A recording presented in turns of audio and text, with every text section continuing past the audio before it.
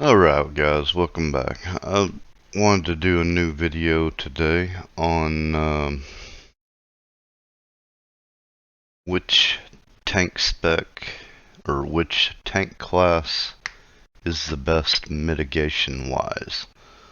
I'm not putting the druid in this, I'm just going with the warrior, the death knight, and the paladin, just plate wears this time. I don't think druids really stack up that well right now. I may do another video later and throw them in as well, but just for now, we're just going to talk about these three. And one of the main reasons I wanted to do this video is because so many people are trying to defend warrior tanks to me, and so I got to thinking about it. And just to reinforce my opinion of it, I went through all three classes. I kind of made a list of each class and their cooldowns, their talents, anything mitigation related, and tried to put them in a list like this to make it easier to see. So first off, I'm gonna go through each class and talk about what they have mitigation wise from their talents and their defensive cooldowns, their abilities. If you think of something that I have missed on these lists, feel free to leave a comment and tell me that I've forgotten it, but let's get right into it. Alright, paladins. We'll go with them first. They have a talent called Divinity, which will increase the healing they receive by 5%. They have Improved Righteous Fury talent, which will reduce their damage taken by 6%. They have another talent, Improved Devotion Aura, which will grant them another 6% healing received, as well as anyone affected by that aura, but just for the tank, 6% as well. Blessing of Sanctuary is going to reduce all damage taken by another 3%. They have Ardent Defender, which an attack that would normally kill them or take them below 35% health instead doesn't. Shield of the Templar is another talent that paladins get that will reduce their damage taken by another 3%. All damage taken by 3%. They also have a talent called Guarded by the Light, which will reduce their spell damage taken by 6%. And then as far as cooldowns, they have Divine Protection, 50% damage reduction for 12 seconds on a 2-minute cooldown. They also have Lay on Hands and Sacred Shield. Now that's their main abilities that I can think of. I may have missed some, but that's what we're going to go with. Sacred Shield, everyone knows what Lay on Hands is, but Sacred Shield's going to reduce the damage they take from attacks by 500.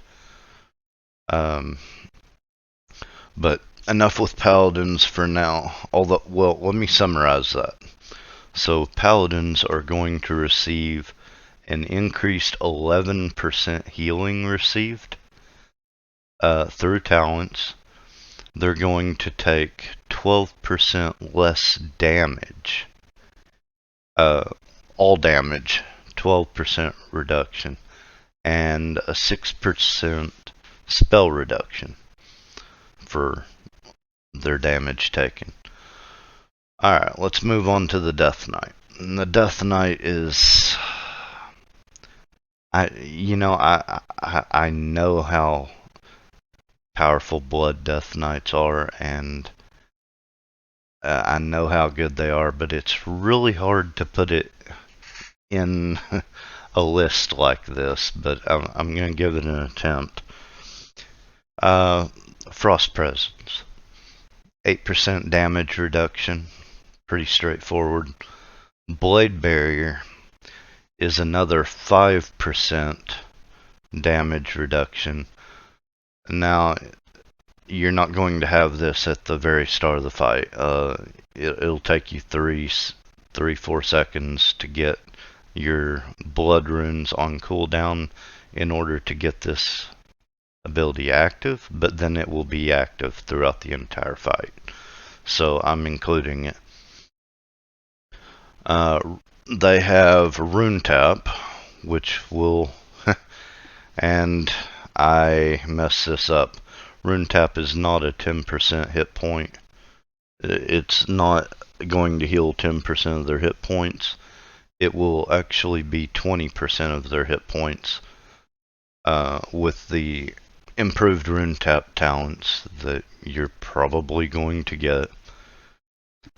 So I messed that one up, and that's on a 30-second cooldown.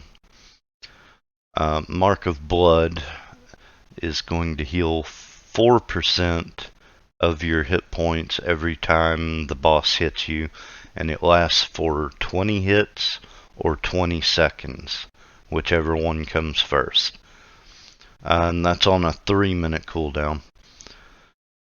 Blood Death Knights also have improved blood presence, so 4% of your damage done is healed back to you. They also have the Bloodworms. They're not out all the time. You can't control when they are out, but they do provide healing when they are out, and they are out most of the time. They have the Vampiric Blood cooldown.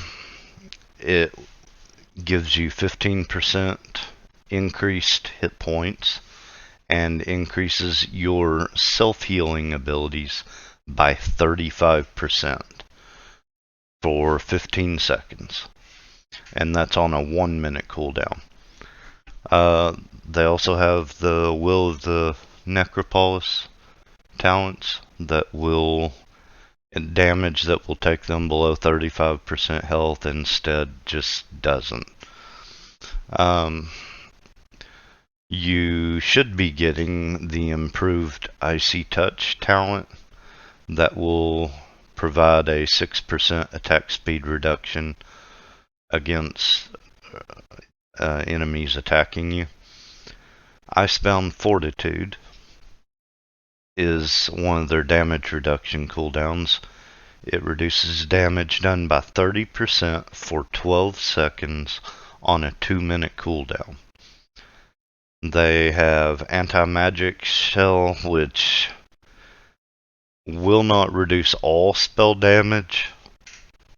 It reduces spell damage taken by 75%.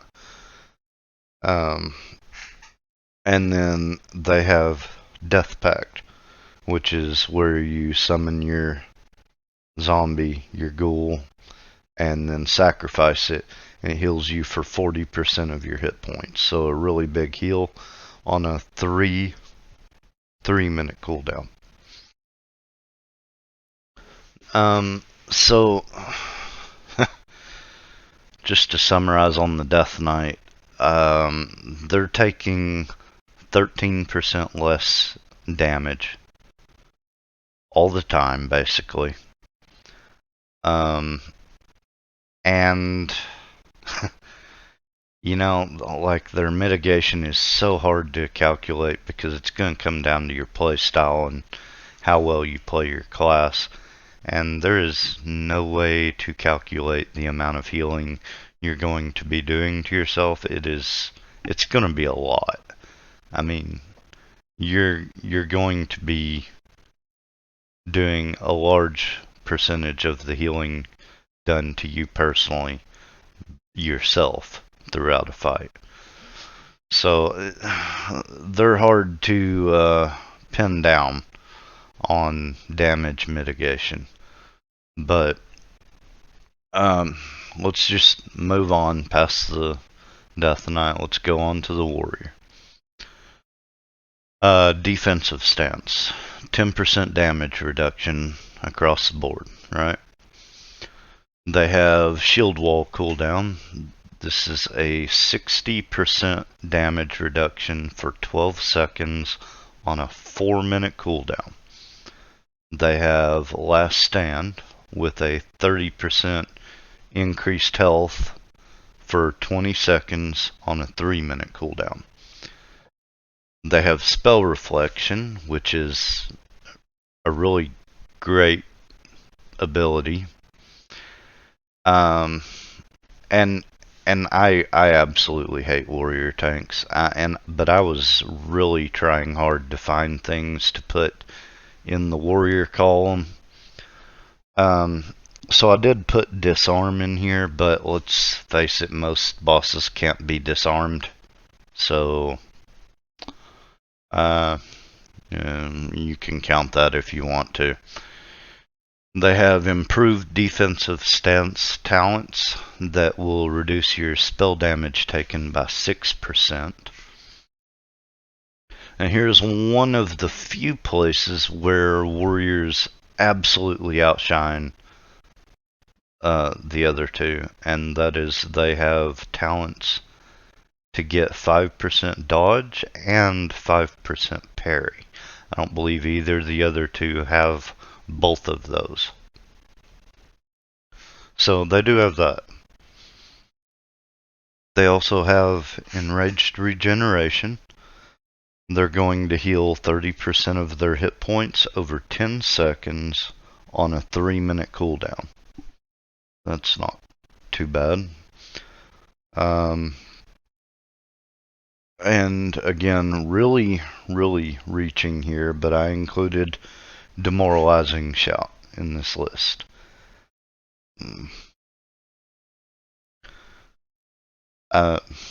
Yeah, well, it's in there. Thunderclap, which is the best attack speed reduction out of any of these, actually, because it's an AoE ability and it reduces the speed more than, say, the Death Knight gets 6%, Warrior gets 10%.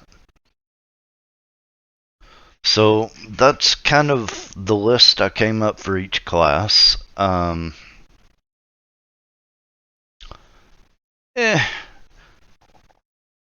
mean, well, there are a few things that you can compare as well. Each class has a major damage reduction ability. Warriors have the most effective, I suppose, with the 60% damage reduction on shield wall. What I have against this is it's on a 4-minute cooldown. I believe there's a glyph, something to do with shield wall, to reduce the cooldown, but it also reduces the damage taken. But regardless, 4-minute cooldown, 60% damage. It's the best on the damage reduction part. It's the worst on the cooldown. Paladin comes in second with Divine Protection, has the 50% damage cooldown. They're all three for 12 seconds, but this one has a 2-minute cooldown, making it the best one, in my opinion. And then coming in last is the Death Knight with Icebound Fortitude. It only has a 30% damage reduction, and it's on a 2-minute cooldown as well. So between the Death Knight and the Warrior, the Death Knight can use their ability twice in most raid boss fights, but it's half as good as the Warriors. So, I mean, I think the Death Knight one is better because you need to be able to use those cooldowns more often. I think the Warriors is more effective for fights where you only need it once, and they do have that going for them. But all in all, I think I prefer the Death Knight's ability over the Warriors. But again, I still say the Paladins is the best out of all three.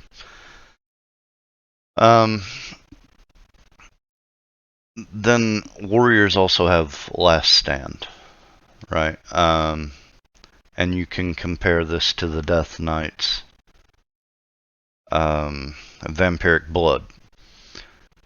And again, the Last Stand is like double the effectiveness. Death Knights will get 15% increased hit points. Warriors will get 30%. But that's kind of leaving out the 35% healing increase that Death Knights get on that ability. And that's also leaving out the fact that if you look at the cooldown differences, 3 minutes for the Warrior, I mean, it's more effective, but also 3 minutes compared to 1 minute on the Death Knight's Vampiric Blood. So it's going to be up more often, it's going to increase your healing so much that you can't even... I don't think there's any way I can calculate how much healing benefit you would get out of that. If I'm not mistaken, just Death Strike, right? You should be performing 2 Death Strikes every, I want to say 6 seconds. And that's going to heal yourself for 15% of your total hit points every time you Death Strike. So you're healing 30% of your hit points every 6 seconds, or however long the rune cooldown is. I really can't remember. But it ends up being a ton of healing, and that's not throwing in, you know, the rune tap or any of the other heals that Death Knights have. And it's just I find it really hard to calculate how effective Death Knight tanks really are, just from their talents and abilities, because you're leaving out so much. Now this is kind of looking at boss tanking more than, say, running heroics or trash pulls in raids. So, you know, take this for what it is. Honestly, I think the Paladin may be just hands down the best mitigation. But again, it's so hard to calculate the effectiveness of the Death Knight's self-healing. I would put the Death Knight right there with the Paladin. But that's kind of the problem that you have out of these 3 classes.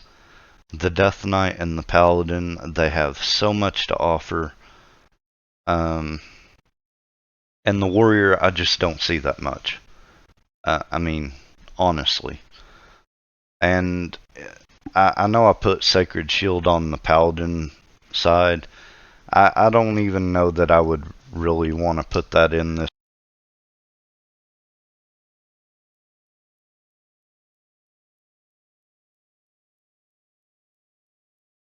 Yeah, I don't even know that I would want to put Sacred Shield in this list, because most of the time you're going to have a Paladin healer in a raid who will be putting Sacred Shield on the tanks. So, I mean, but even without that on the Paladin side, the Paladin's still really strong. I will say that both Paladins and Warriors have block, and the Death Knight doesn't. But I also don't believe block is very effective when you're getting hit for as much as you will be in raids. The amount of damage reduction you get from block is not that impressive. Um, but I mean, feel free to disagree with me on that. But I just don't. I don't really think block is. I I think block is the worst sort of mitigation you can have. Dodge and parry, you're going to avoid the damage completely. And another another side of that is paladins and warriors both really want to be blocking, not just for the damage reduction, but the paladin especially, it increases their threat. So I mean, you want to be blocking, and like I said, I feel like it's the worst mitigation. So, and a lot of the paladin and warrior gear is going to focus more on shield block rating and shield block value than dodge and parry. So you're going to end up with more block than the other types of mitigation. And I'm not a fan of the block. Um, it is useful for both classes, but for the warrior, it procs revenge, so that increases your threat as well. And for the paladin, it's pretty much a must with your the holy damage you get from blocking. It definitely helps. But all in all, I just kind of wanted to put these side by side so you can have a look at it in this context. I've had so many people trying to tell me that warriors have the best mitigation, and I mean, don't get me wrong, I can kind of see where you're coming from.